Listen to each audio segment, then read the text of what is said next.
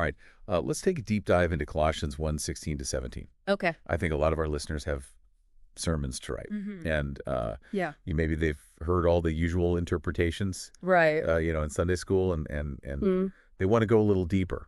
Yeah. So we've got some notes here that you've shared from different churches and also some historical context. Yeah, this should be pretty interesting. I'm excited. I think what's really fascinating is how many, different unique approaches there are to this passage. Yeah. It's like every pastor is eliminating a different facet of this, theological gem. Yeah, it's really interesting. Like the Flame Church, Right. they were really emphasizing Jesus's supremacy. Yeah. Like it's not just that he's, God, but that he is God. Yeah. And they use the firstborn concept in a really interesting way. Oh, yeah. Like they're not talking about literal birth order here. Right. They're talking about, Jesus as the heir, inheriting all power and authority. Exactly. Which is, a pretty powerful image to bring into a sermon. It is. Especially when you think about how that applies to us as believers, too. Absolutely. It reminds me of how CSFBC also emphasized that Jesus is the exact image. Yes. Not just a copy of God. Like, it really makes you stop and think, am I reflecting Christ that accurately? It's a good question. It's a powerful challenge. Yeah, it is. And speaking of challenges, Community Church used a really clever illustration, I thought. Oh, yeah. With gravity. You know how it's this unseen force that holds the universe together? Yeah. And it's kind of like how we can't always see God working. Right. But we see the effects all around us. Exactly. Yeah, that's I thought that was really interesting. It's a good illustration. And they also talked about how the Greek word for character there really emphasizes that Jesus is the precise imprint of God's nature. It's not just like a rough copy. Yeah. It's like, this is the, it's like saying to somebody, this is an exact replica down to the smallest detail. I like that. And then Graceland Church took a more pop culture approach, I thought. Oh, yeah. With the Mandela effect. Do you remember that? I do. Where people misremember things, like the Berenstein Bears. Yeah. I still think it's Berenstein, by the way. I see what they're doing there. Yeah. The pastor was using that to show how easy it is for us to get Jesus wrong. Right. If we aren't careful. Yeah. It's like, just like those fuzzy memories, our view of Christ can get distorted. Right. If we aren't really grounded in the truth of Scripture. That's a good point. Yeah.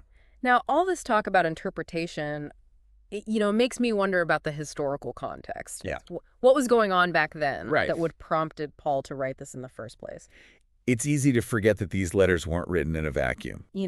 They had a specific audience, a specific set of circumstances. Right. So what was going on there? Well, it turns out the Colossians were dealing with some pretty bad theology. Oh, really? Yeah. I mean, think angels as like middlemen to God. Okay. This whole hierarchy of spiritual beings. Okay.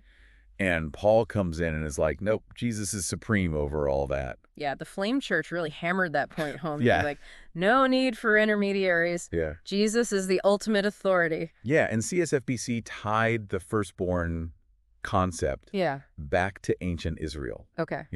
Where it wasn't just about birth order. Right. But about inheriting power and authority. Okay. Which Paul then applies to Jesus over all creation. So we're talking about a spiritual inheritance here, not just material possessions. Precisely. Okay. And then Graceland Church brought up the Gnostics. Oh, yeah. Who were trying to downplay Jesus' divinity. Right. And that makes Paul's letter even more potent as a defense of Christ's central role. Okay, so we've got these different interpretations. We've got the historical context. Yeah. We've got some pretty engaging sermon illustrations, I think. Yeah. Where do we go from here? Well, I think it's time to kind of delve deeper into some of the big themes that these pastors are grappling with. Lead the way. I'm ready to see where this takes us. All right, let's start with the Flame Church's atomic structure analogy. Oh, yeah. Remember they used that to illustrate how Jesus is holding everything together, even on a subatomic level. Like literally. Literally. It's kind of a mind-blowing concept when you think about it. It is, yeah. Like it really makes you realize how vast and intricate God's work is. And it raises an interesting question. Okay. If we zoom in on our own lives, how is Christ holding things together in ways we might be missing? Oh, that's getting pretty personal. I like it. Yeah. What else do we have here? Well, CSFBC connected Christ's headship of the church to his role as creator, They argued that it's not about bossing people around, but about this organic connection. Okay. Like a head to a body. Yeah. We're all part of this living, breathing organism with Christ as the head. So the same power that created the universe is at work in the church. Yeah. That's a pretty powerful image to bring into a sermon.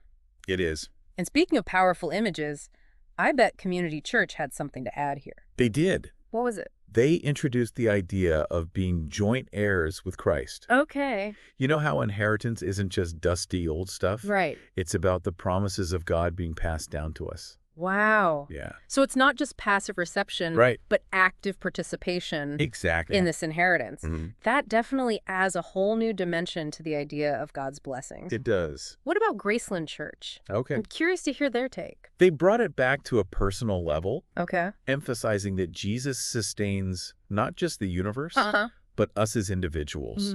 Especially during tough times. Yeah. You know? He's there for us in our struggles, holding us together when we feel like falling apart.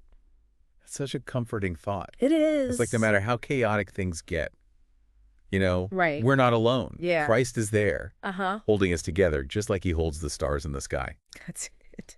Okay, so we've got these profound theological themes here. Yeah. And I'm starting to see how they all connect back to Colossians 1:16-17. Right. It's amazing how much depth there is to unpack here. It is like a tapestry with each thread, each idea interwoven to create this incredible picture of Christ's supremacy and his love for us. I love that analogy. It is. But wait, we haven't even touched on the secular tie-ins yet. Right. The Flame Church actually brought in string theory to explain how Jesus holds the universe together. I know, right? I mean, that's pretty bold. Yeah, it is. To bring cutting-edge physics into a sermon. But it's also really exciting. It is. Because it shows that faith and science aren't necessarily at odds. Exactly. And Community Church even quoted NASA about how little we actually understand gravity. Which is pretty humbling when you think about it. It is, yeah. It's like we think we've got everything figured out. Right. And then we realize how much we don't know. Right. Kind of like how vast and mysterious God is. Exactly. You got it. Yeah. It's all connected, even the things that seem completely unrelated. That's pretty amazing. It is. When you think about it. Yeah. All these different things pointing back to this one very short passage in the Bible. It's amazing. Yeah, it really is amazing how much depth there is to this seemingly simple passage. Yeah. And speaking of depth, I think one of the most effective ways to bring these concepts to life in a sermon is through personal stories. Oh, absolutely. You know? Stories have a way of connecting with people on a heart level that abstract concepts sometimes can't. Right. You know what I mean? Exactly. And a lot of the sermon notes that you shared really leaned into that, like Community Church's sermon on inheritance. Oh, yeah. The pastor talked about his grandfather. Okay. This hardworking farmer who left behind this incredible legacy of love and faith. And he tied that so beautifully into the idea of spiritual inheritance, how we're all heirs to God's promises through Christ. It's beautiful. Yeah. It makes the idea of inheritance so much more tangible. Yeah. You know, it's not just about material possessions, but about the values and the traditions that are passed down through generations. Yeah. It makes you think about your own spiritual inheritance. Right. Like, what have you received from those who came before you? Yeah. And what legacy are you leaving behind? Such powerful questions to consider, both personally and for those listening to your sermons. Absolutely. Yeah. What other stories stood out to you? Well, CSFBC's sermon on Christ's headship of the church also used a personal story to great effect. Oh, really? Yeah, the pastor talked about wrestling with a difficult decision and feeling like God was leading him in a specific direction, even though it didn't make logical sense at the time. So he had to trust that Christ, as the head of the church, knew what was best, even when it was hard to see the bigger picture. Exactly. Yeah. It's like sometimes we have to surrender our own understanding and just let Christ guide us, even when it feels uncomfortable or uncertain, which can be a tough message to preach, but also incredibly liberating. Yeah, it reminds me of that analogy of the church as a body with Christ as the head. Right. You know, we're all interconnected and he's directing our movements even when we don't understand why. Yeah. It's a beautiful picture. Yeah. Of unity and purpose. Okay, I'm feeling inspired. Me too. Like, I need to go write a sermon right now. I know, right? But hold on to your pen, because we've got one more church to talk about. Okay. The Flame Church had a story that I think you'll find particularly interesting. Okay, let's hear it. The pastor talked about a scientist he knows. Okay. A brilliant physicist who specializes in string theory. Oh, wow. And this scientist, despite his vast knowledge of the universe, came to faith in Christ later in life. Wow, that's pretty amazing. Yeah. So even someone who studies the most complex scientific theories can still find faith in a higher power. Exactly. Yeah. It's like the more we learn about the universe, the more we realize how much we don't know. Yeah. And that sense of wonder and mystery can lead us to a deeper understanding of God. It's like the universe itself is a testament to God's power and creativity. Right. I mean, think about all the incredible discoveries we've made in science and technology. Yeah. And yet there's still so much we don't understand about the universe, about life itself. And that's where faith comes in. Yeah. It's about trusting that there's more to reality than what we can see and measure. Yeah. It's about believing in a God who's bigger than our wildest imaginations. And sometimes those beliefs come from the most unexpected places. Yeah. Like a deep dive into string theory. It's true. Okay. I'm feeling officially in awe. As you should be. Yeah. But I have a feeling you've got one more story up your sleeve. No. You know I love a good story. You know me too well. Yeah. This one comes from Graceland Church. Okay. And it's about a woman who was going through a really rough time. Okay. She lost her job. Oh. Her health was failing. And she felt completely lost and hopeless. Oh, that's heartbreaking. Yeah. But I'm guessing she found hope in Christ. She did. She started reading Colossians. Oh, okay. And she was particularly struck by that verse, "In him all things hold together." It was like a lifeline for her. Yeah. She realized that even though her world was falling apart, Christ was still holding her together. Wow, that's powerful. Yeah. It's a reminder that even in the midst of our darkest moments, Christ is there, offering his strength and his peace. Exactly. No matter how chaotic our lives become, Christ is the anchor that keeps us from drifting away. That's an image your listeners can really hold on to. I think so too. Yeah. Okay. I think we've officially covered all the bases here. I think so. We've explored different interpretations, historical context, sermon illustrations, personal stories, theological themes, and even those intriguing secular tie-ins. We've left no stone unturned. And what's amazing is how all of these seemingly disparate elements come together to paint this incredibly rich and complex picture of Christ. Yeah, it's like each piece adds another layer of beauty and depth. It's like a symphony with each instrument playing its part to create this beautiful and harmonious whole. I love that analogy. And I think it's a perfect way to sum up our deep dive Yeah. into Colossians 1:16-17 so far. It really is. But before we move on, Yes. I want to leave our listeners with a challenge. Okay. I want you to take all of these insights, all of these stories and ideas, and let them marinate in your heart and mind. Okay. So we're not just passively listening. Right. We're actively engaging with the material and letting it shape us. I like that. You know? And I want you to ask yourself, Okay. how does this passage, Colossians 1:16-17, speak to you personally? What new insights have you gained? Yeah. And how can you apply these truths to your own life, to your ministry, to your relationships?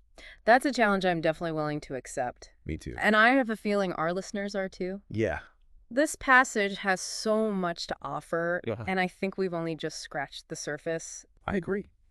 So I guess it's time to take a deep breath. Okay. And dive into the final part of our exploration. Okay, so we've journeyed through different interpretations, historical context, even those like mind-bending scientific theories. Yeah. It's time to pull it all together. Yeah. What stands out to you from everything we've talked about? Honestly, the sheer depth and complexity of Colossians 1:16-17 continues to amaze me. Yeah. It's like a portal to a whole universe of meaning. We've seen how this one passage can speak to so many different aspects of our lives, from the tiniest particles to the vast expanse of the cosmos. It's not just some like heady theological concept, though. Right. It has real practical implications for how we live, how we relate to others, Yeah. how we view our place in the universe. Absolutely. If Christ truly hold all things together, Yeah. that changes everything. It does. It reframes our struggles, our relationships, even our creative endeavors. It's true. It becomes less about striving for control, Right? and more about recognizing the interconnectedness of it all. Exactly. We are part of something much bigger than ourselves. Yeah. Held together by the same power Oh, that created the stars. it's a beautiful thought. And that realization can be incredibly freeing. It is. It allows us to approach our ministries, our sermons, our interactions with others with a new sense of humility and awe.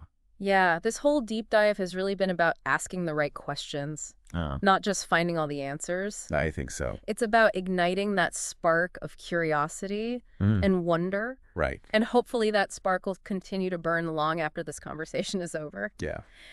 So what's the one thought you want to leave our listeners with today? Okay.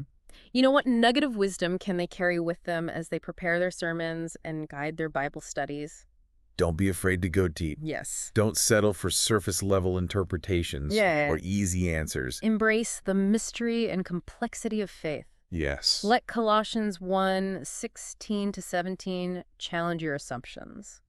Expand your understanding of Christ and inspire you to share these truths in fresh, engaging ways. Trust that Christ, as the one who holds all things together, will guide you on this journey of discovery. Beautifully said. Thanks. And this whole conversation has brought those secular tie-ins back to mind. Yeah. The string theory, the NASA quote about gravity. Right. It makes you wonder, doesn't it? It does. If these seemingly unrelated fields of study hint at the truth of Colossians 1:16-17, Yeah. what else in our world might be a hidden reflection of Christ's supremacy? Ooh, that's a great question to ponder. Yeah. It's like we're surrounded by clues, whispers of God's presence, if only we have the eyes to see them. Exactly. So here's my challenge to you, dear listener. Okay. Go out and look for those clues. Okay. Pay attention.